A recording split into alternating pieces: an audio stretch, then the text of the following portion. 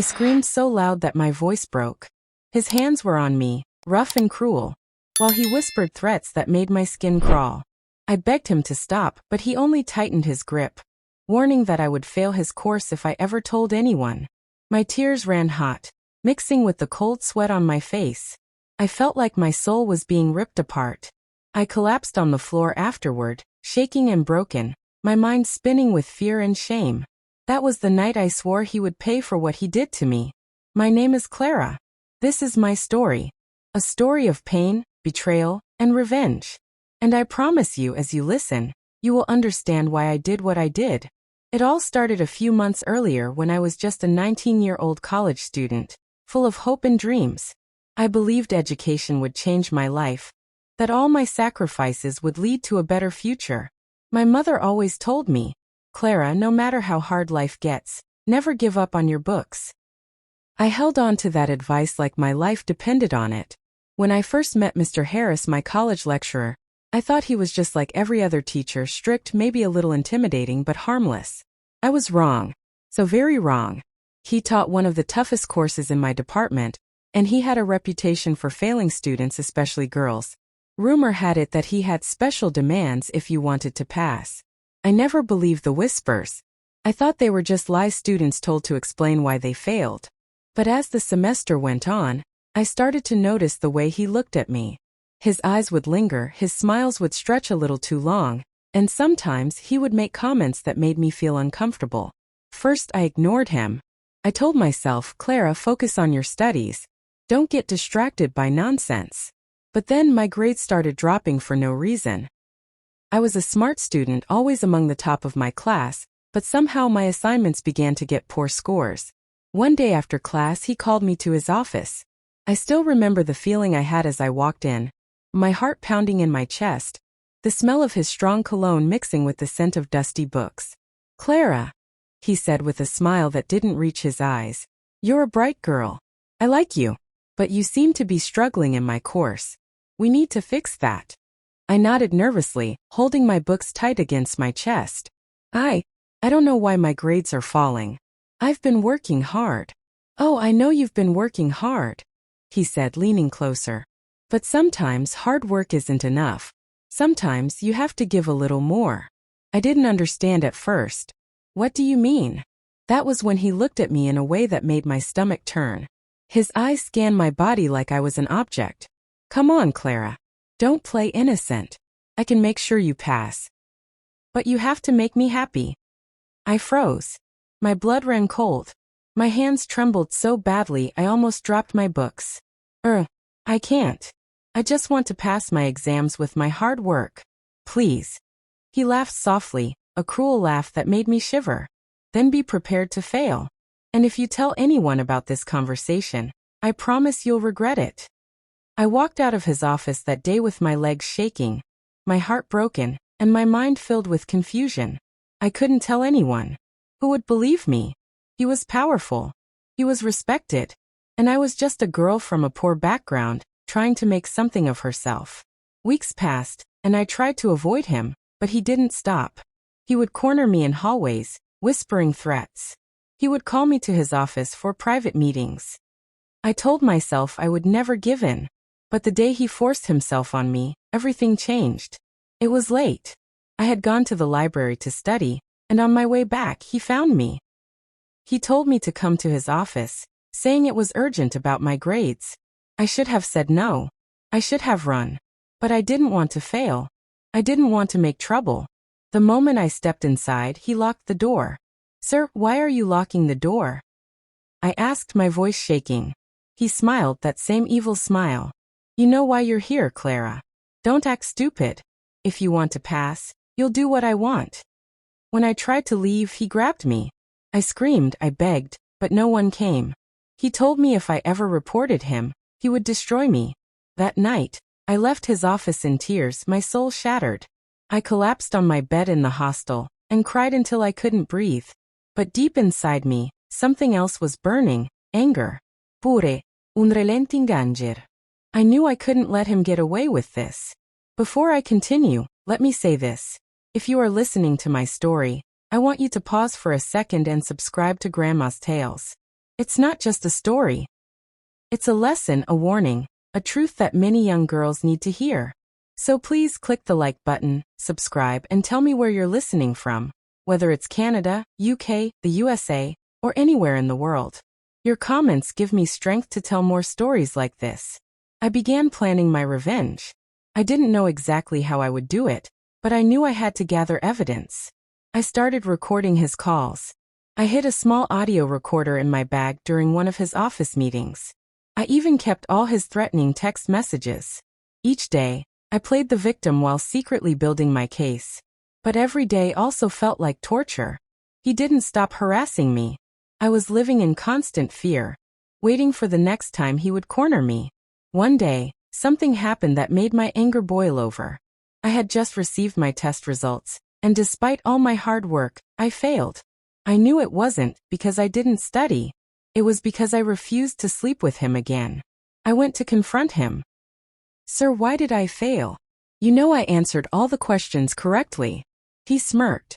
"Clara, you still don't get it, do you? You don't pass my course with just brains. You need to cooperate." My fists clenched. I wanted to scream, but I held it in. Instead, I smiled. "Okay, sir. I understand now." But inside, I was plotting something dark. That night, I called my best friend, Kate. She was the only person I trusted. "Kate," I whispered over the phone, "I'm going to bring him down. Will you help me?" "Yes," she said without hesitation. "What's the plan?" The plan we came up with was dangerous. If it failed, I could be expelled or worse. But I was done being a victim. We set everything up and the trap was ready. The next time Mr. Harris tried to hurt me, I would have all the proof I needed. The day of the trap came faster than I expected. He called me to his office again late at night. My heart raced as I walked there, my phone hidden in my bag, recording everything. When I stepped inside, I knew this was the moment. He locked the door as usual. I braced myself, praying everything would go according to plan. "Clara," he said, moving closer, "you know what I want." I forced a smile, trying to act calm even though my hands were trembling. "Yes, sir. But maybe, let's take a video this time." His eyes lit up with surprise. "Oh, you're finally ready." "Yes," I said softly. "But you have to promise I'll pass." "Of course," he said, grabbing his phone to record. And that was when I struck. But before I tell you what I did next, I need you to take a deep breath. What happened in that office changed everything. My heart was pounding so hard I thought it would burst. My hands were shaking, but I knew I had to finish what I started. What I did next will shock you. The air in Mr. Harris's office felt heavy, like a dark cloud had settled over us. My hands were clammy, and my heart was pounding so loudly I feared he might hear it. But I reminded myself of my plan. Tonight, the hunter would become the prey. As he grinned at me, pulling out his phone to record, I took a deep breath and forced my lips into a shaky smile. "Sir," I said softly, "maybe we can turn off the lights. I'll feel less nervous that way." He laughed, the sound making my skin crawl. "You're shy, aren't you? Don't worry, I'll make you comfortable." He put down his phone and walked toward the light switch. That was my chance. I had hidden my own phone in my bag with the video camera running, capturing everything. The audio recorder in my pocket was also on. Every single word he said was being recorded. But I wasn't done yet. I needed something undeniable, something that would destroy him forever. As he turned around, I grabbed the pepper spray Kate had given me and hid it behind my back. "Come closer, Clara," he said, his voice low and slimy. "Let me show you how easy this can be if you just obey me." I swallowed hard, pretending to obey, pretending to give in. I walked closer, my legs trembling. When he reached out to touch me, I sprayed the pepper spray straight into his eyes. "Ayaha!" he screamed, clutching his face. "You witch! What have you done?" I didn't waste a second. I grabbed his phone, threw it across the room, and pointed my own phone at him. "Now the world will know who you really are," I shouted, my voice shaking with both fear and power. He stumbled back, cursing and rubbing his eyes. "You'll regret this, Clara. I'll ruin you. I'll—" "Shut up," I yelled. "I have everything on tape. Every threat, every text, every word you just said. You're finished."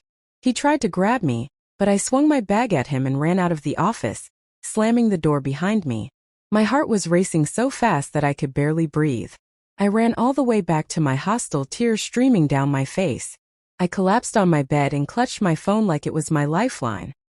The next day, Kate and I sat in the school cafeteria, watching the videos I recorded. "Clara," Kate whispered, "this is more than enough. With this you can destroy him." I nodded, but fear still gnawed at me. What if no one believes me?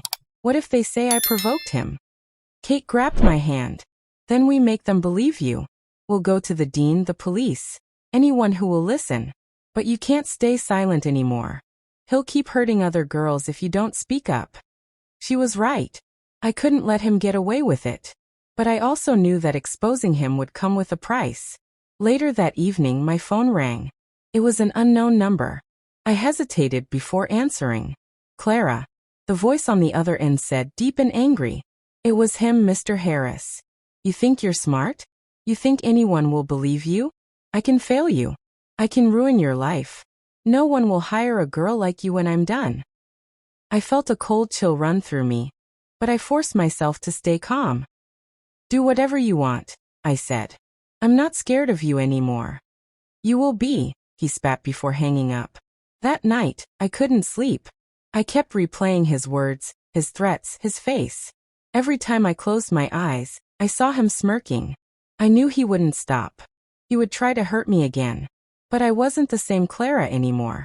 I was no longer weak. Kate and I made a plan to expose him publicly. We decided to post the videos online, but first, we wanted to confront the school authorities. We needed them to see who their lecturer really was. The next day, we walked into the dean's office, my phone clutched tightly in my hand. My legs were shaking, but I kept walking. "Sir," I said to the dean, "I have something to show you about Mr. Harris. It's serious." The dean frowned. "Clara, I hope you know the weight of what you're saying. Mr. Harris has been here for over 15 years. He's one of our best lecturers." "Then you need to see this," I said and played the video. The room went silent. The dean's eyes widened as he watched Mr. Harris grab me, threaten me, and laugh about failing me. When the video ended, the dean leaned back in his chair, his face pale. This is shocking," he muttered. "Clara, are you willing to make a formal complaint?" "Yes," I said firmly, even though my heart was pounding. But just when I thought things were going to get better, everything got worse. That night, I received a message from an unknown number. It was a picture of me walking alone on campus, taken just a few minutes earlier. "You can't hide from me, Clara," the message said. My heart dropped. I looked around my room terrified. He was watching me. I called Kate, my voice shaking. "Kate, he's following me. He sent me a picture. He knows where I am." "Stay inside," Kate said. "I'm coming over right now." The next few days were pure hell. Mr. Harris was suspended while the school investigated, but that only made him angrier. He started sending me death threats. I couldn't sleep. I couldn't eat. Everywhere I went, I felt like someone was watching me. Kate stayed with me most nights to make sure I wasn't alone. But even then, I would wake up screaming from nightmares. One evening, as we were walking back from class, a black car pulled up beside us. The window rolled down, and I saw him, Mr. Harris. His eyes were bloodshot with rage. "You think you've won, Clara?" he shouted. "This isn't over." Before we could react, the car sped off, but not before I saw the glint of a gun on the passenger seat. Kate grabbed my hand. "Clara, we need to go to the police. This is no longer safe." That night, as I lay in bed, I made a decision. I wasn't just going to expose him. I was going to end this once and for all. I took out my phone, opened the video, and hit upload.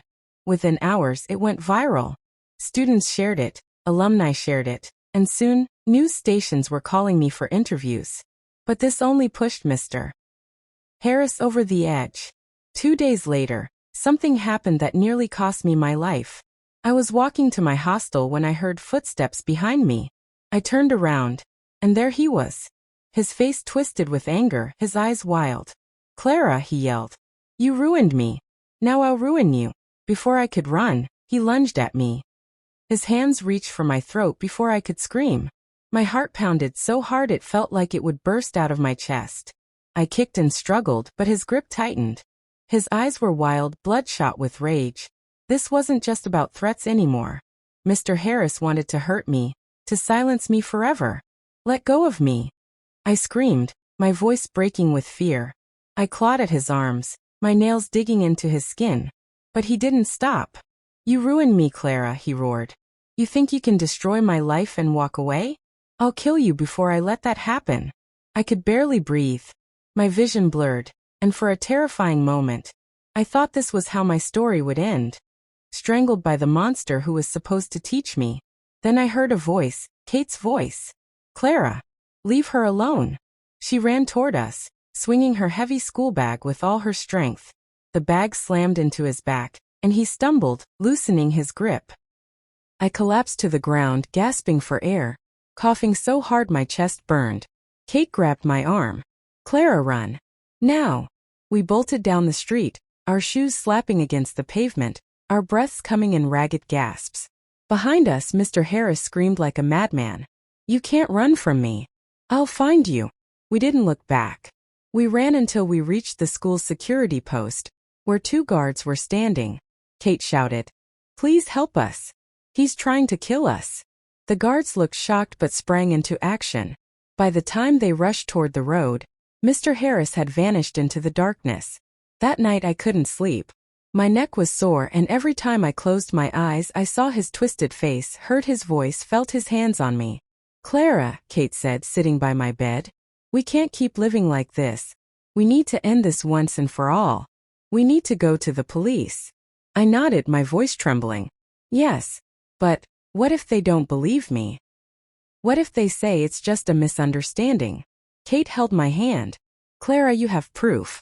You have videos, recordings, messages. You can't let him scare you into silence. She was right. Silence would only give him more power. The next day we went to the police station. My hand shook as I placed my phone on the officer's desk, showing them the videos, the texts, the threats. Miss Clara, one of the officers said, this is serious. We'll handle it. But you need to stay careful. This man is dangerous. I sighed in relief when they promised to open a case. For a moment I felt safe, like maybe, just maybe, this nightmare would end. But the nightmare was far from over. That evening I returned to my hostel and found a note under my door. My blood ran cold as I read the words written in messy handwriting. This is just the beginning. You'll regret crossing me. I felt my knees weaken. Tears filled my eyes. He wasn't going to stop. I decided I couldn't live in fear anymore. I had to fight back, not just with the law but with my voice. I needed everyone to know the truth. Kate and I sat in my tiny hostel room, my phone between us. Are you sure about this? Kate asked. Once you do this, there's no turning back. I'm sure, I said, my voice firm. I'm tired of hiding.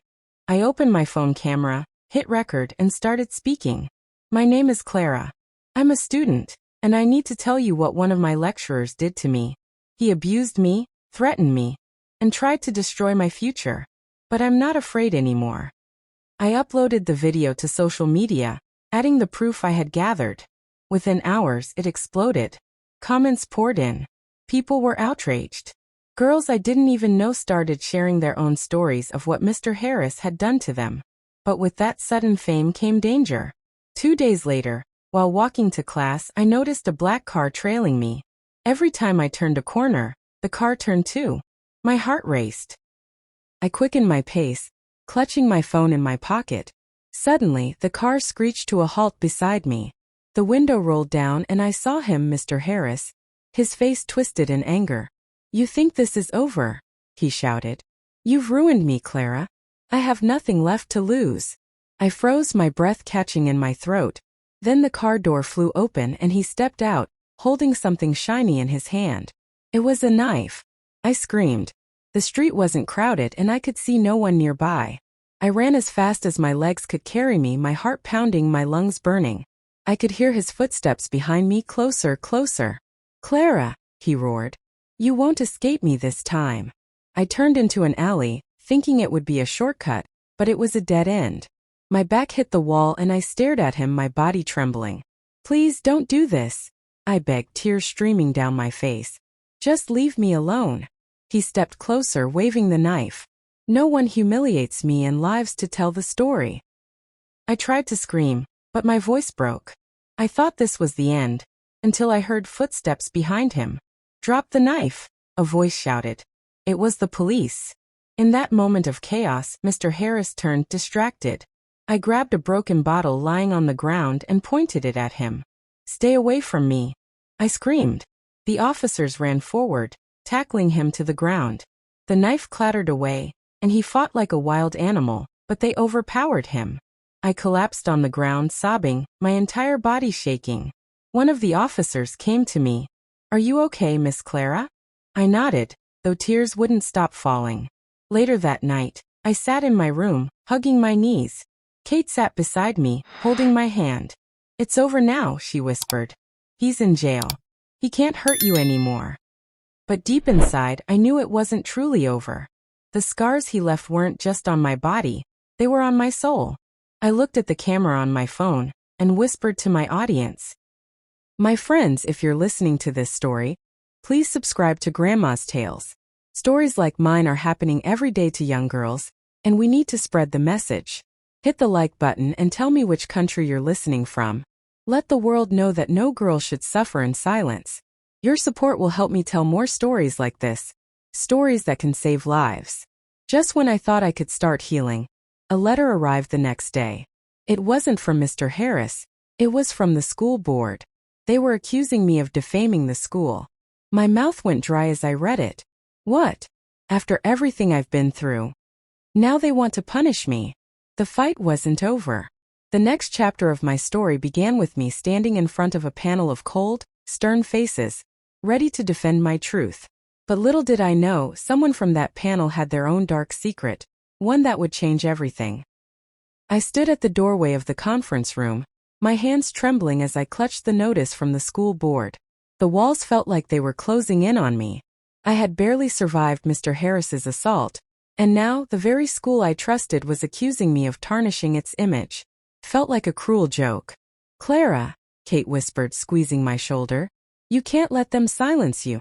Go in there and speak your truth. I nodded, but my legs felt like lead as I stepped inside. The room was cold and filled with the sharp scent of polished wood and paper. At the long table sat 5 members of the school board, their faces hard and unreadable. At the far end sat the dean, his eyes avoiding mine.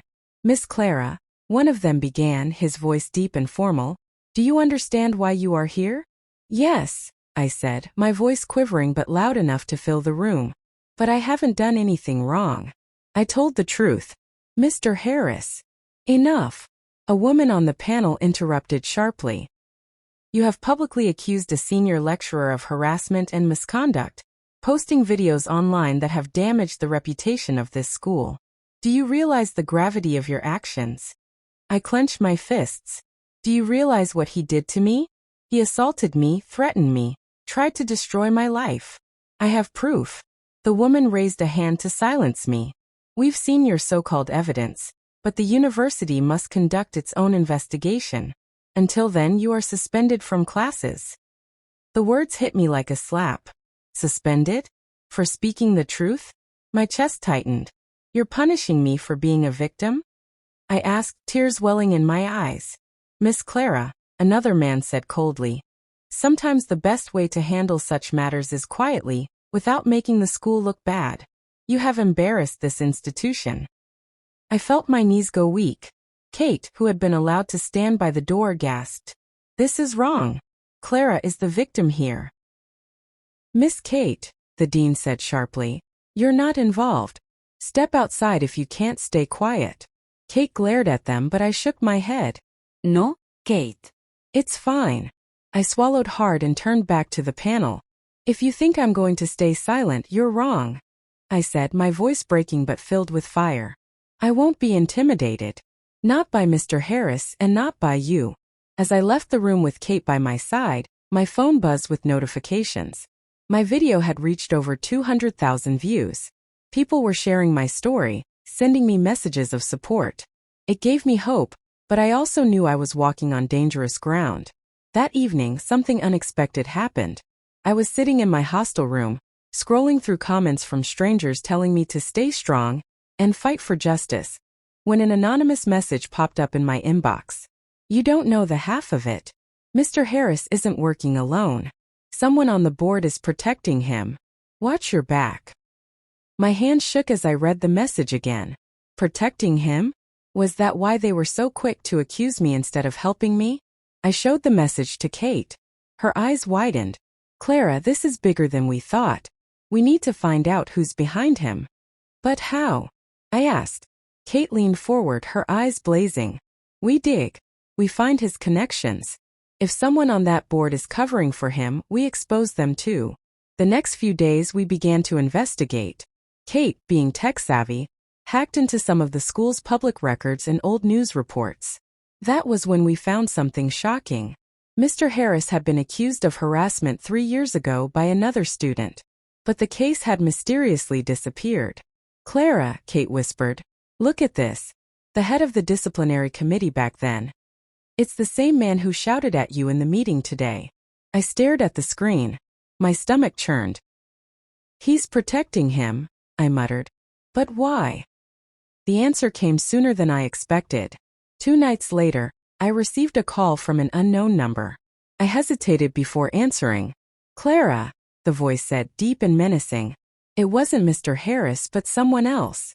Drop this case or you'll regret it. Mr. Harris isn't the only one who can destroy you. We're watching you. My blood ran cold. I looked out the window, half expecting to see someone watching me. Who are you? I demanded, but the line went dead. Clara, this is getting dangerous, Kate said when I told her. We need more protection. We need the media. She was right. We decided to reach out to a popular TV journalist who specialized in uncovering corruption. I sent them all my evidence. Within 48 hours, they agreed to do a story on live television. But the night before the interview, something terrifying happened. We were walking back to the hostel when a group of men cornered us. They were wearing masks and one of them growled, Clara, you think you're brave? This is your last warning. Before we could react, they shoved Kate to the ground and grabbed my arm. I screamed, kicking and fighting with all my strength, but they were too strong. One of them raised a hand as if to strike me, and I felt sheer terror surge through my veins. Leave her alone, Kate shouted, grabbing a stone and throwing it at them. It hit one of the men's shoulders, and they cursed, retreating slightly. I pulled free, my heart hammering, and we ran for our lives, not stopping until we reached a crowded area. When we finally reached safety, I broke down. Tears streamed down my face as I clutched Kate's hand. Why are they doing this to me?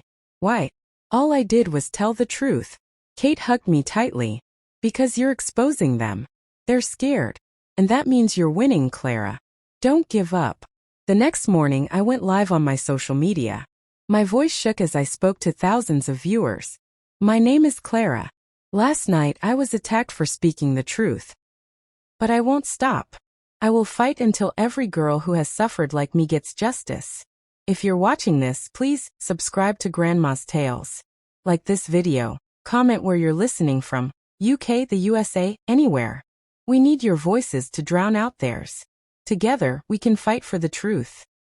The support that poured in was overwhelming. People from around the world sent messages of encouragement. I felt stronger, but I knew the war wasn't over. The day of the TV interview finally arrived. Kate and I dressed in our cleanest clothes and went to the station. As I sat in front of the cameras, the journalist leaned forward and said, Clara, tell us what really happened. I took a deep breath and began telling my story, from the abuse to the threats to the corruption on the board.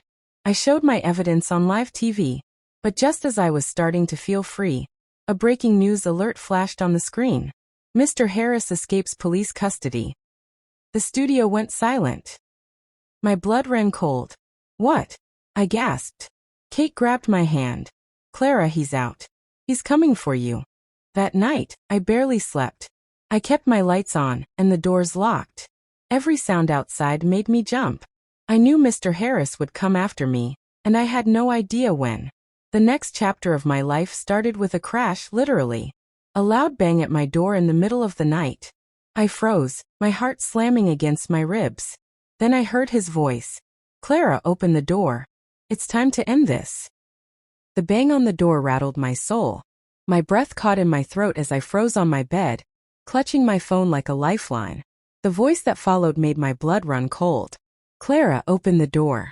It's time to end this. It was him. Mr. Harris. The man who had turned my life into a living nightmare was standing outside my door in the dead of night. Kate, who had been sleeping on the floor beside my bed, shot up instantly. Clara, did you hear that? She whispered, her voice trembling. I nodded slowly, my hands shaking. It's him, I mouthed, unable to speak out loud.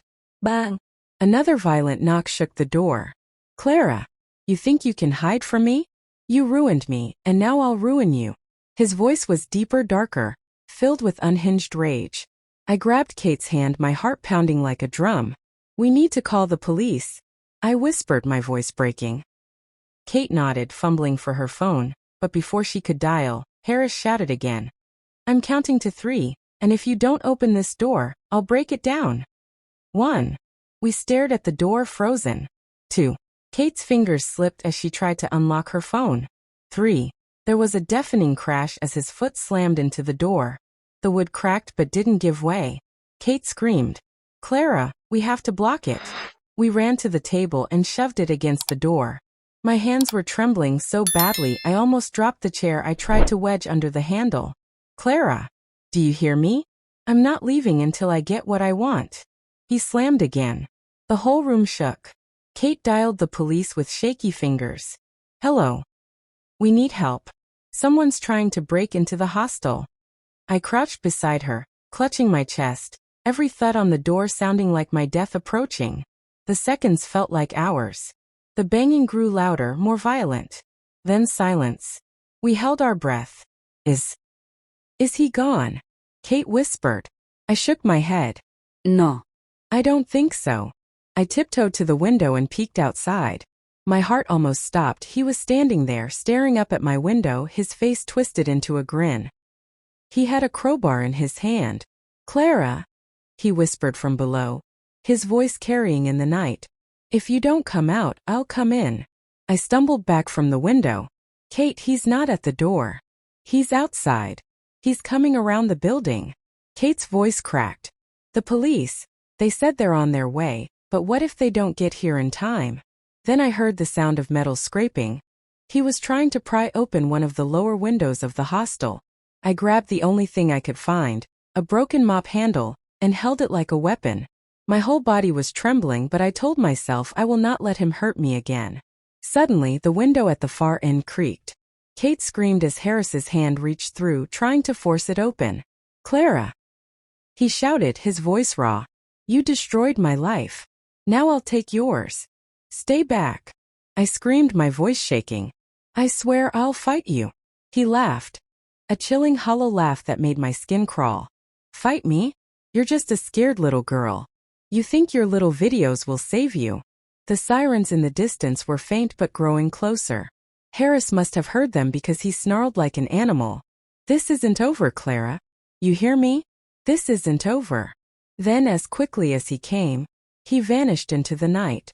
When the police finally arrived, I was still shaking, my hands gripping the mop handle like it was my last hope. They searched the area, but Harris was gone. One officer, a tall man with tired eyes, knelt beside me. Miss Clara, we're putting out a warrant for his arrest again. But you need to stay somewhere safe. He's dangerous. That night I sat in my room, my mind spinning. Every shadow outside felt like him. Every creak of the walls made my heart race. Kate placed a hand on my shoulder. Clara, you're not safe here. You need to leave the hostel. But where would I go? I asked, my voice barely above a whisper. My uncle lives not far from here, Kate said. You can stay with him until this blows over. He's a retired soldier. Trust me, no one will mess with him. The next day, I packed my things and left the hostel. I didn't even tell anyone where I was going. It was safer that way. Kate's uncle, Mr. Peters, was a tall, broad-shouldered man with a face that told stories of war and hardship. He welcomed me with a warm but stern look. You're safe here, he said. No one will touch you under my roof. For a few days, I felt a sense of relief. I could finally sleep without waking up screaming. But deep down, I knew Harris wasn't done. My social media was still blowing up. People from all over the world were commenting. "Stay strong, Clara. We support you. Justice will be served." But among those messages were chilling ones too. Anonymous accounts leaving comments like, "You'll pay for this. You've messed with the wrong man." One night, while staying at Mr. Peters' house, I received a video message from an unknown number. My heart skipped a beat as I opened it. It was footage of me leaving the hostel days ago. The camera had followed me all the way to Kate's uncle's house. A voice in the background laughed softly. "Found you." I dropped the phone, my body going cold. "Kate, he knows where I am," I whispered, panic rising in my chest. Before I could think, the sound of breaking glass echoed from downstairs. We froze. Mr. Peters grabbed his old hunting rifle and signaled for us to stay behind him. "Stay here," he whispered. Then a shadow moved across the hallway. I clutched Kate's hand, my heart beating so hard it hurt.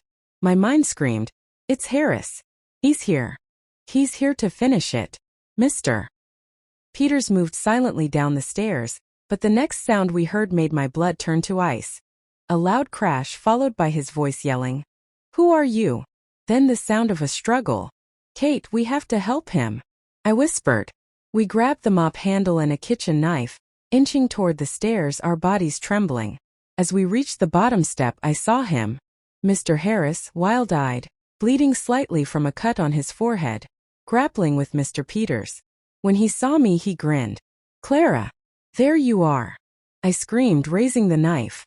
My hand shook violently, but I knew I had to fight. And that was the moment I realized it was either him or me. The sight of Mr. Harris inside Kate's uncle's living room froze me in place. His grin was twisted, like a predator who finally had his prey cornered. Mr. Peters fought to pin him down, but Harris was wild, like a man who had nothing left to lose. "Clara," he shouted, his voice raw and filled with venom. "You think you can destroy me? Tonight it ends. Either you take down that video or you die. Run, Clara." Mr. Peters barked, struggling to keep Harris away. But I didn't run. Something inside me snapped. I was done being his victim. I picked up the broken mop handle I had carried and charged forward. "No more, Harris." I swung with all my strength. The wood cracked against his arm, and he howled in pain, jerking backward. Mr. Peters took advantage of the moment and shoved him hard, sending him crashing into the coffee table. Glass shattered, and Harris groaned, clutching his side. Kate screamed, "Clara, behind you." I turned just in time to see Harris lunge toward me, his face bleeding and his eyes blazing. I stumbled back, fear clawing at my chest, but I refused to let it paralyze me.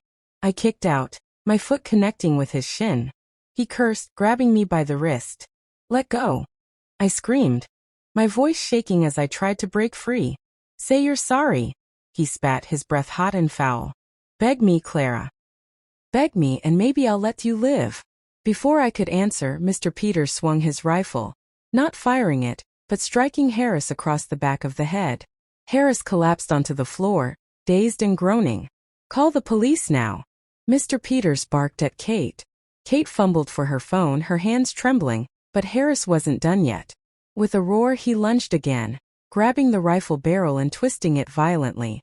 Mr. Peters grunted as the two men wrestled for control. Everything was happening too fast. My heart raced like it would burst from my chest. I grabbed the heavy glass vase from the shelf and smashed it over Harris's head. He staggered, blood trickling down his face, but his grip didn't loosen. "Clara, upstairs. Run!" Mr. Peters shouted again. "No," I yelled, my voice breaking. "I'm not leaving you." Harris laughed darkly. "How touching. Maybe I'll make you watch him die first." Suddenly, the front door burst open. Two police officers stormed inside, guns drawn. "Drop it. Now," one of them yelled. For a split second, Harris froze, his chest rising and falling with ragged breaths. Then he made a desperate move, grabbing the rifle and pointing it wildly. A shot rang out. The sound was deafening. I clutched my ears, my heart stopping for a moment. Harris dropped to his knees, his hand clutching his shoulder where the bullet had struck. He screamed, blood soaking his shirt. The officers quickly moved in, wrestling him to the ground and snapping handcuffs onto his wrists. Harris was still shouting, his face contorted with rage and pain. "You can't do this to me. I'm a lecturer. I'll ruin all of you. Clara, you'll regret this. I'll." The officers dragged him out, his voice fading into the distance. I collapsed onto the floor, my entire body shaking. Kate rushed to my side, hugging me tightly as I sobbed uncontrollably. "It's over," she whispered. "It's finally over, Clara. He can't hurt you anymore." But deep down I wasn't sure it was over. The scars inside me were raw and bleeding. The next morning, the news broke everywhere. College lecturer arrested for assault and harassment of student. My face was everywhere. My story was on TV, social media, even newspapers.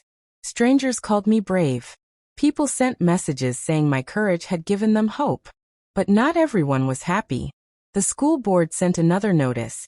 They were now investigating not only Harris, but me. Kate was furious when she read it. "Clara, they're trying to silence you again. We need to fight back." I nodded, tears welling in my eyes. "Yes. I won't stop. Not now, not ever." That evening, I recorded another message for my viewers. "My dear friends, you've stood with me through my darkest days. If you're listening to my voice right now, please subscribe to Grandma's Tales. Like this story and comment which country you're listening from. Let the world know that the truth matters. Together, we will keep fighting for girls like me. I need your voices louder than theirs." For a brief moment, I felt peace. Harris was behind bars. My voice was being heard. But then 2 days later, I got a letter from an anonymous sender. When I opened it, my heart stopped.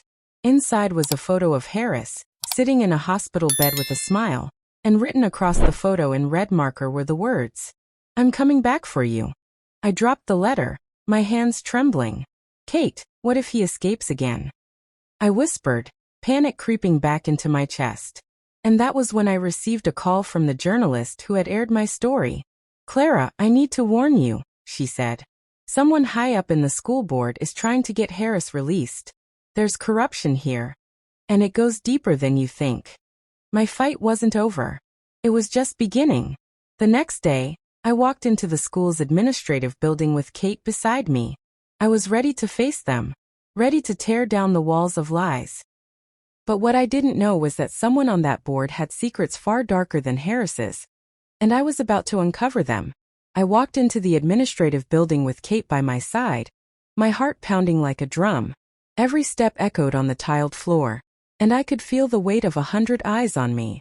Students had started whispering as I passed by, some offering sympathetic looks, others sneering as if I were the one who brought shame to the school. Kate nudged me gently. "Keep your head up, Clara. We're not here to beg. We're here to fight." I nodded, but inside I was shaking. The letter from the anonymous sender replayed in my mind. "I'm coming back for you."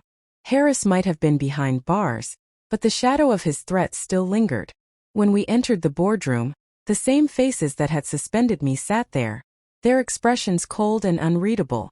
At the head of the table was Professor Duncan, the head of the disciplinary committee. A man in his late 50s with sharp features and a smile that never reached his eyes. "Miss Clara," he said, his voice dripping with false politeness, "I see you've come with reinforcements." He glanced at Kate with disdain. "I came with the truth," I replied, forcing my voice to remain steady. "And I will not be silenced." His smile vanished. "You've caused quite the scandal, young lady. The reputation of this institution is at stake because of your reckless actions. Do you think exposing a lecturer on social media was wise?" "Wise?" I repeated, anger flaring. "Was it wise for your lecturer to harass, abuse, and nearly kill me? Was it wise for you to protect him?" A murmur ran through the board members. Duncan's face hardened. "You should be careful with your accusations, Miss Clara. I've been here for 20 years. I don't take kindly to being accused of corruption." I slammed my phone on the table. "Then explain this." On the screen was the old case Kate and I had uncovered. The one where another girl had accused Harris 3 years ago, only for the case to disappear under Duncan's watch. Professor Duncan's eyes flickered, but he quickly masked his reaction. "That case was dismissed due to lack of evidence," he said calmly. Are you suggesting I had a hand in it? Yes, I said firmly. And I can prove it. I spoke to the girl. She told me everything. For a moment, the room went dead silent. Then Duncan leaned forward, his smile returning, but this time it was darker, colder. You're treading dangerous waters, Clara. Do you really want to go against me? I can destroy your academic record with one signature. No one will believe a student over a respected professor like me. Kate couldn't take it anymore. She slammed her hands on the table. You're a coward. You let Harris prey on girls for years just to protect your precious reputation. But guess what? We have enough evidence to take you both down. Duncan's eyes narrowed, and his voice dropped to a chilling whisper. Leave this matter, or you'll regret it. I stood, my legs trembling but my voice steady.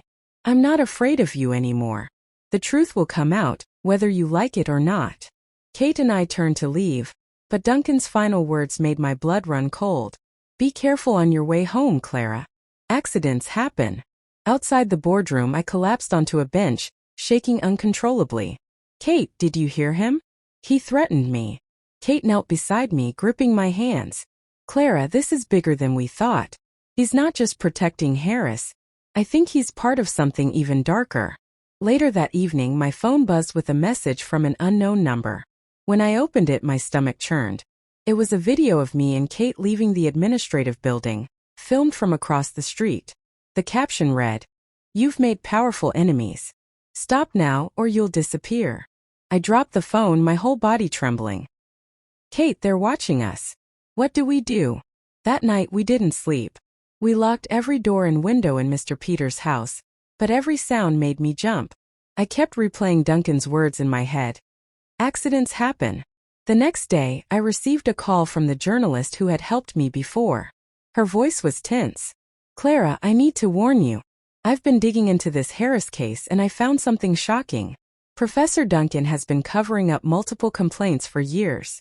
There are even whispers about bribes from influential families to protect abusive lecturers. This isn't just about Harris anymore. It's about the entire system. My head spun. So what do I do? You go public again, she said firmly. Expose Duncan. Show the world that this isn't just one man's crime. It's a web of corruption. But be prepared. They won't let you do it without a fight.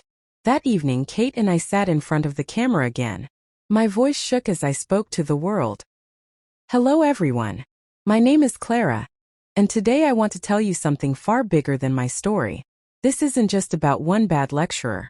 It's about people in power who protect monsters like him. People who think they can silence us. But I refuse to be silenced. If you believe in justice, please subscribe to Grandma's Tales like this video, and tell me which country you're listening from. Your voice can help us fight this battle. Together we can win. The video went viral overnight, bigger than before. Hashtags calling for Duncan's resignation began trending. Students protested outside the administrative building. For the first time, I felt the tide turning in my favor. But Duncan wasn't going down without a fight. The next night, while returning from the store with Kate, a black SUV screeched to a stop in front of us. Two masked men jumped out.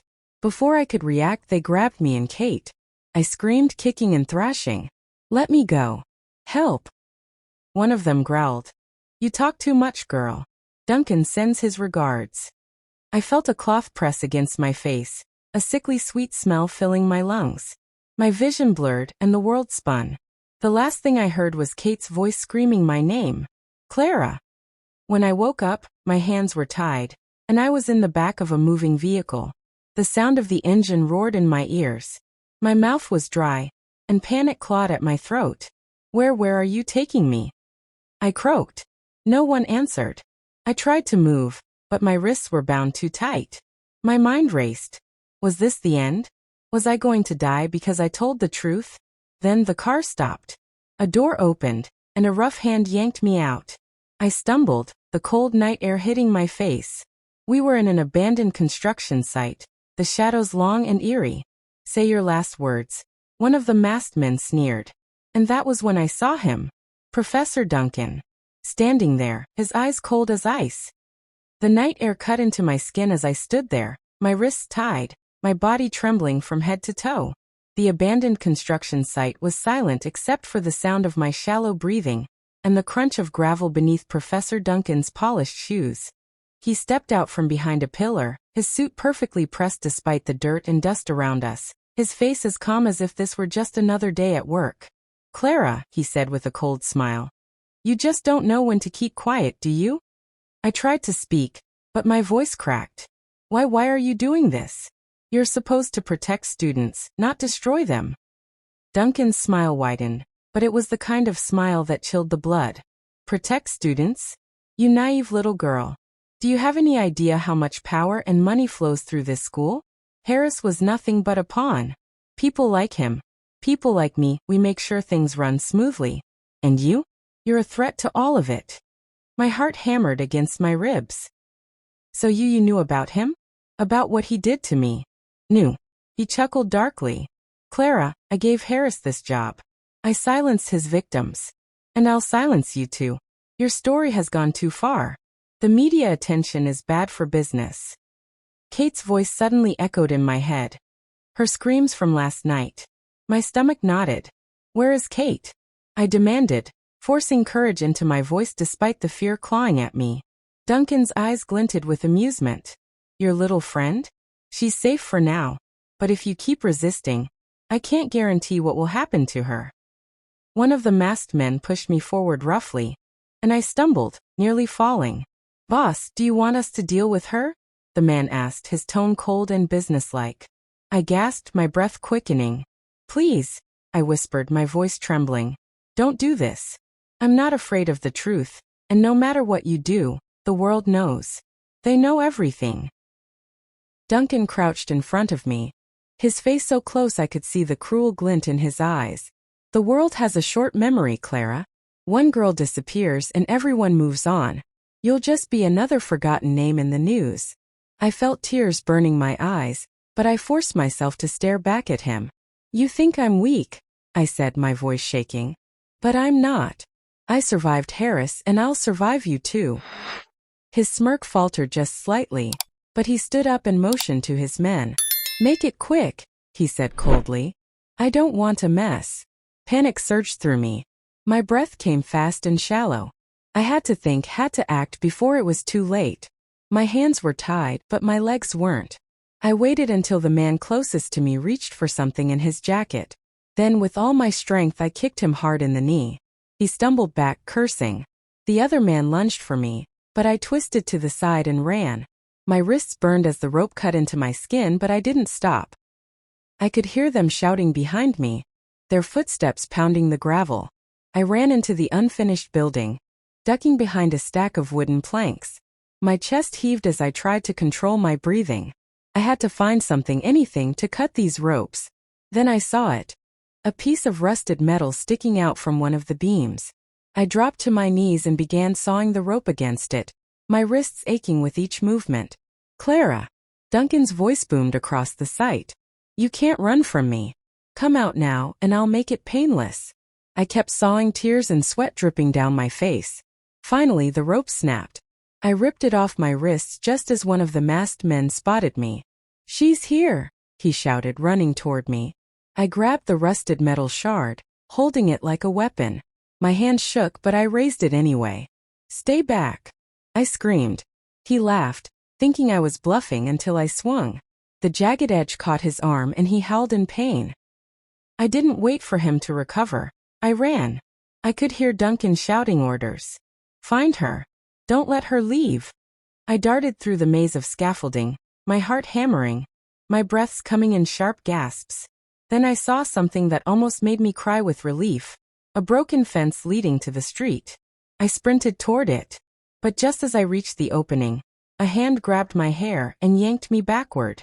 I screamed as Duncan's face came into view, his expression twisted with rage. "You really don't know when to quit, do you?" he hissed, raising a metal pipe in his hand. I struggled, kicking and clawing, but his grip was iron. "You'll pay for ruining everything," he growled, lifting the pipe high. "Let her go." The shout made both of us freeze. I turned and saw Mr. Peters, Kate's uncle, standing at the edge of the site, holding his rifle. Behind him were two police officers. Duncan sneered. You think they can stop me? He tightened his grip on my arm, using me as a shield. Shoot and you'll hit her. The officers aimed carefully. Let her go, Professor Duncan. It's over. In a desperate move, I stomped on Duncan's foot and elbowed him hard in the ribs. He grunted, loosening his hold, and I ducked away just as Mr. Peters fired a warning shot into the air. The sound was deafening. Duncan dropped the pipe and raised his hands, his face pale with fury. The officers rushed forward, tackling him to the ground. I collapsed into Mr. Peters' arms, sobbing uncontrollably. I thought I was going to die. I whispered. You're safe now, he said gently. It's over, Clara. It's finally over. Or so I thought. The next morning, the news exploded. Duncan had been arrested, and multiple students came forward with stories of abuse and cover-ups. Harris, still in custody, was now facing even more charges.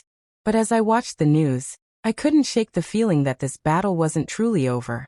There were still powerful people behind Duncan and Harris. People who hadn't yet been exposed. Kate sat beside me, holding my hand. Clara, we've started something huge. The world is listening now. I turned to my audience once again, recording a heartfelt message. My friends, you've been my strength through all of this. I need you to keep standing with me. Please subscribe to Grandma's Tales, like this video, and tell me where you're watching from. Your support is the only reason I'm alive today. Together, we can make sure no girl is ever silenced again. But just when I started to believe things were calming down, I received a text message that sent chills through my body. It was a photo of me and Kate at the police station, taken that morning. The message read, "You think it's over? We're just getting started." I stared at the phone, my stomach twisting with dread. Kate, I whispered. Someone else is out there. Someone even more dangerous than Duncan. That night, a car began following us again. The headlights behind us glared like burning eyes, following every turn we made. Kate gripped the steering wheel tighter, her knuckles white. Clara, she whispered, glancing at the rearview mirror. That car's been on our tail since we left the police station. I think we're being followed. My stomach dropped. I turned around and sure enough, the black SUV kept a perfect distance, its tinted windows hiding whoever was inside. It wasn't Duncan, he was behind bars. But I knew this was connected. Someone bigger, someone more powerful, had taken over where he left off. Don't go home, I said quickly, my voice trembling. They know where we live. Drive to somewhere crowded. Anywhere. Kate nodded, her hands shaking as she swerved down a busy street. The car still trailing us like a shadow that refused to let go. We pulled into a gas station, hoping the public lights would deter whoever it was. The SUV slowed, then parked on the opposite side of the road. We both froze, watching as two men in dark suits stepped out. Clara, Kate murmured, her voice barely a whisper. This feels worse than before. These guys, they don't look like Duncan's thugs. They look professional. I felt my heart racing. We need to leave. Now. Before we could start the car, one of the men walked straight toward us, his hand tucked inside his jacket like he might be carrying a weapon. Stay in the car, Kate whispered, locking the doors. The man stopped just a few feet away, tapping on my window with a gloved finger. His voice was calm but chilling. Miss Clara, we need to talk. I shook my head. Who are you? I demanded. You don't want to make this harder than it has to be, he said, his tone steady, like someone who was used to being obeyed. You've been asking too many questions about Professor Duncan's network. Walk away now, and you'll be safe. Keep pushing and accidents happen. A wave of fear crashed over me, but I forced myself to hold his gaze. I'm not stopping, I said, my voice trembling but firm. No matter what you do, the truth will come out. The man tilted his head, as if studying me. Then he smiled faintly, a cold, humorless smile, and walked back to the SUV. Moments later, they drove away. Kate let out a shaky breath. Clara, what have we gotten ourselves into? That night, we couldn't sleep. Every noise outside felt like danger. Every shadow like a lurking figure. Mr. Peters insisted on staying by the window with his rifle, but I could tell even he was worried. Clara, he said, his tone serious, These aren't just corrupt professors anymore. This is organized. They've got money, influence, and people in high places. You need to be careful. I can't stop now, I said, tears filling my eyes. If I back down, they win. And what about the other girls? What about the victims who don't have a voice? The next day, my phone buzzed with a new email. From an unknown sender. I opened it and froze. There was a video of me and Kate inside the police station, taken from a hidden camera. The caption read, "We warned you. Next time we won't miss." My hands trembled as I showed it to Kate. Her face went pale. "Clara, they're watching us everywhere. This is bigger than we thought. We need help from someone who isn't afraid of these people." That afternoon, we reached out to the journalist again. When we met her at a small cafe, her expression was grave. "Clara," she said, lowering her voice, "my sources tell me the man behind all of this isn't just Duncan. There's someone powerful, someone connected to politicians and school boards across the state. His name is Richard Cole. He's the reason Duncan and Harris got away with everything for so long. If you take him on, you're stepping into dangerous territory." "Then we'll take him on," I said, my voice firm despite the fear twisting in my stomach. "I'm not backing down, not when I know who's really pulling the strings." Kate stared at me like I'd gone mad. "Clara, are you hearing yourself? Richard Cole isn't just some professor. He's untouchable. He owns half the people in this city. We can't fight him alone." "Then we'll gather proof," I said. "Real proof that even he can't cover up. We expose him to the world." That night, Kate and I dug through every record we could find. We discovered that Richard Cole had funded the university's expansion projects for years, and in exchange he controlled who got hired, who got silenced, and which scandals were buried. "This man," Kate whispered, scrolling through files on her laptop. "He's a monster in a suit. Look, he donated millions to the school right after Harris's first case disappeared. It's all connected." But while we were still digging, my phone buzzed again with a number I didn't recognize. Against my better judgment, I answered. "Clara," a deep voice said, smooth and controlled. "This is Richard Cole. I think we should meet."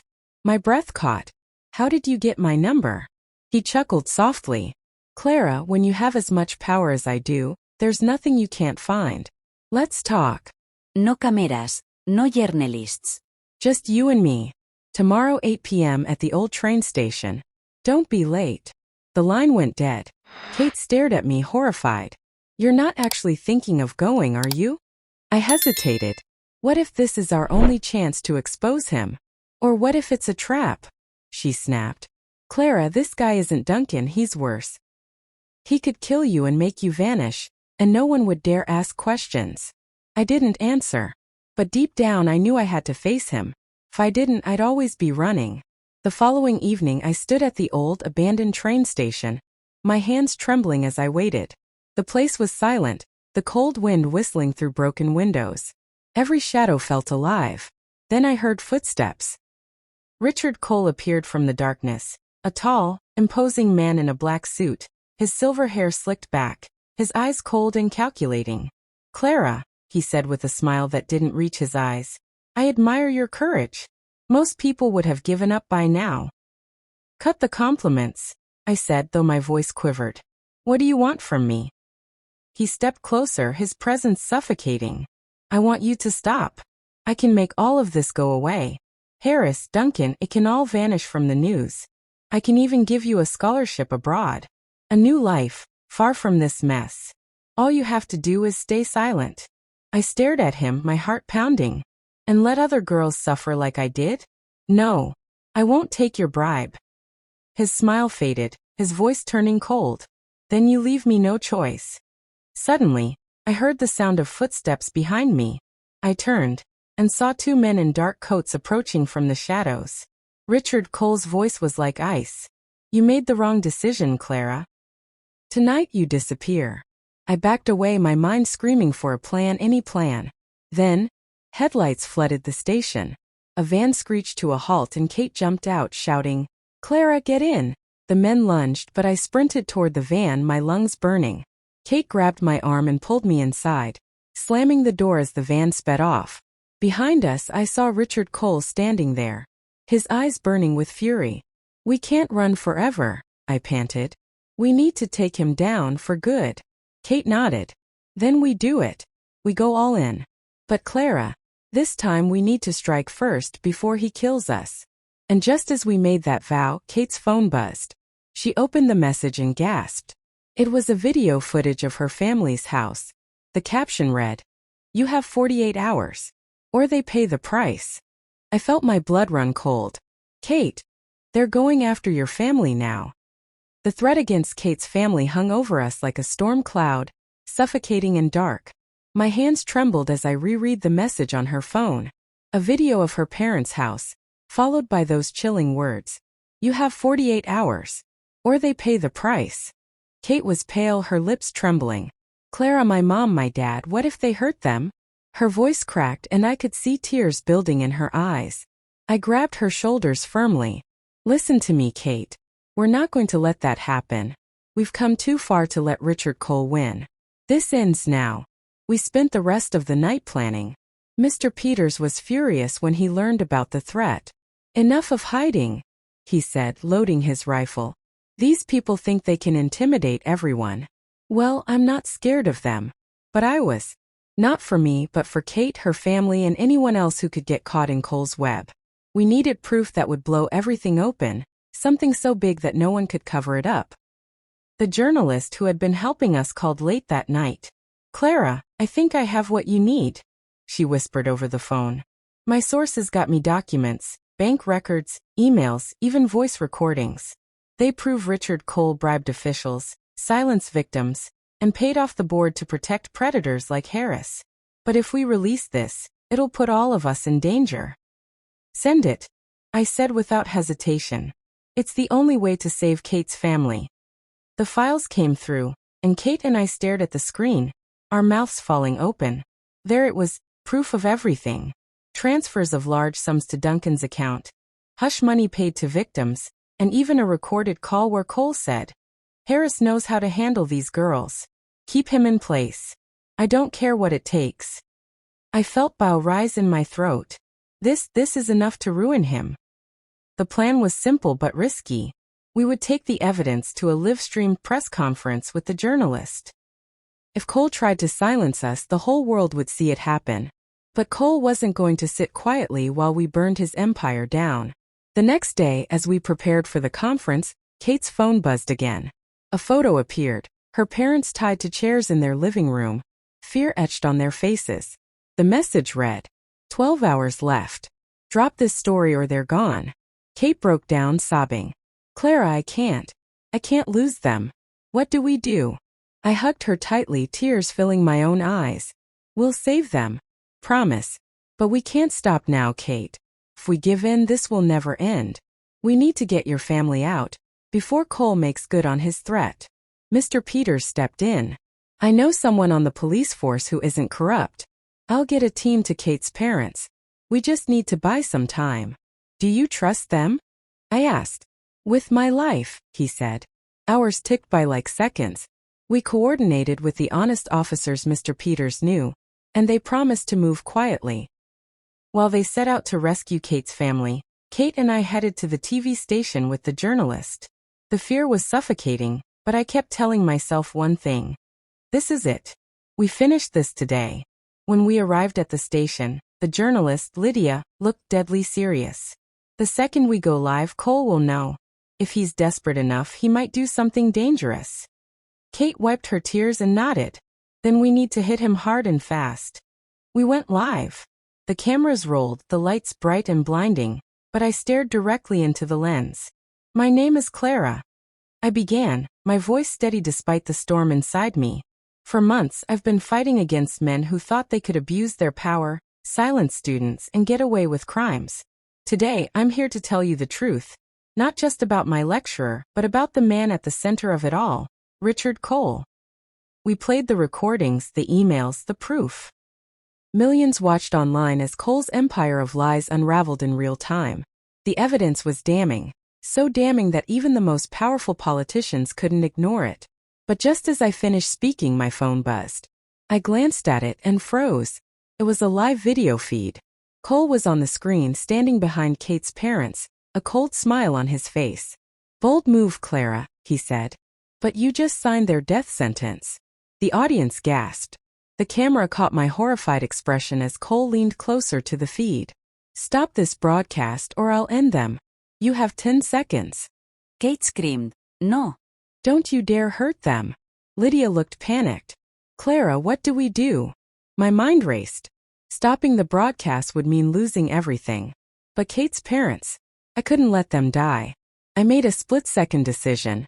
"Cole," I shouted into the camera. "Everyone is watching you right now. Millions of people are seeing your face, hearing your threats. If you hurt them, the world will know you for the monster you are. You can't hide anymore." For a moment, Cole's smirk faltered. He wasn't expecting me to call his bluff. Then the sound of sirens rang out in the background of his feed. His eyes widened as shouts echoed. "What? How did?" And then chaos erupted. The honest officers Mr. Peters had called had arrived. The video feed went shaky, then cut out entirely. Minutes later, we received the call. Kate's parents were safe. Cole had been arrested, caught red-handed while threatening them on camera. Kate collapsed into my arms, sobbing with relief. "We did it, Clara. We really did it." That evening, the world knew everything. Cole was exposed, Duncan and Harris faced trial, and the school board was dissolved under public pressure. Students I had never met before came up to me, hugging me, thanking me for giving them a voice. But the victory was bittersweet. As I sat alone in my room that night, I thought of all the pain, all the fear, all the moments I thought I wouldn't survive. Tears streamed down my face, but they weren't just tears of sadness, they were tears of strength. I recorded one final message to my audience. "My friends, thank you for standing with me. Your voices, your support. It saved me and so many others. Please, if you're listening to this, subscribe to Grandma's Tales like this story, and tell me which country you're listening from. Your words matter. Your stories matter. Never be silent when someone tries to take your voice away. Together we can change the world." And that was the end of my nightmare. Or maybe the beginning of something greater. Because I knew now that I wasn't just a victim. I was a fighter. And I would never stop fighting. Thank you for listening to this story, my dear ones. If this story touched your heart, please subscribe to Grandma's Tales. Like the video and share your thoughts in the comments. Tell us where you're listening from. I love hearing from each and every one of you. Until we meet again in another story, stay strong, stay kind, and remember, you are never alone.